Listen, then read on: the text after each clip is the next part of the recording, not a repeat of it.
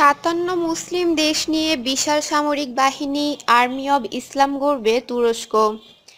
বিশ্বের ৫৭টি মুসলিম দেশের সেনাবাহিনীর সদস্যদের নিয়ে আর্মি অব ইসলাম নামে বিশাল সামরিক বাহিনী গঠন করতে যাচ্ছে তুরস্ক।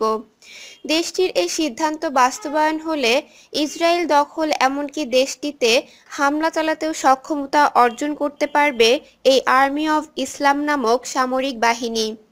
তুরস্কের স্থানীয় ভাষার দৈনিক ইয়েনি সাফাক এক প্রতিবেদনে এ তথ্য জানিয়েছে।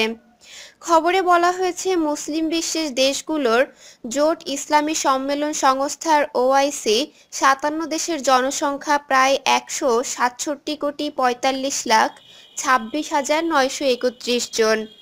এসব দেশের সক্রিয় সৈন্য রয়েছে প্রায় ৫২ লাখ। মুসলিম দেশগুলোর সামরিক বাজেট প্রায় ১৭৪ বিলিয়ন মার্কিন ডলারের।